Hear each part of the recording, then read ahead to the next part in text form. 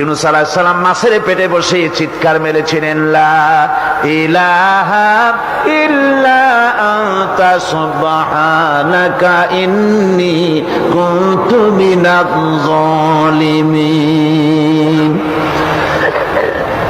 তিনি বলছিলেন, আয় আল্লাহ তাআলা, আমি তোমার প্রশংসা করছি, তুমি ছাড়া উপাস্য নাই, মাবুদ নাই। আমি তোমার পবিত্রতা ঘোষণা করছি, আমি তো জালিমদের অন্তর্ভুক্ত হয়ে গেছি। বাস এতটুকুন কথাই বলেছেন।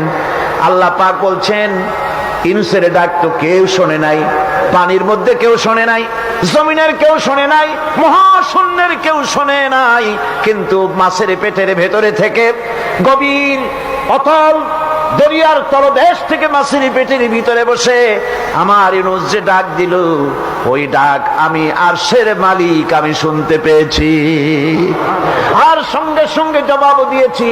ফাস্তাজাবনা লাহু ওয়া নাজ্জাইনাহু মিনাল গাম্মি ওয়া কাযালিকা নুজিল মুমিনিন। ডাকের সাড়া দিলাম, বিপদ দিয়া বাঁচায় দিলাম। শুধু ইউনূসের নাম, আল্লাহ পাক এ জায়গায় আবার ওয়াদা করলেন, দুনিয়ার যত মুমিন বান্দা আছে তারা যদি কখনো বিপদে পড়ে যায় আর আমারে যদি ডাকে, আমি এইরকম করে বিপদ থেকে বাঁচাইয়া দেব।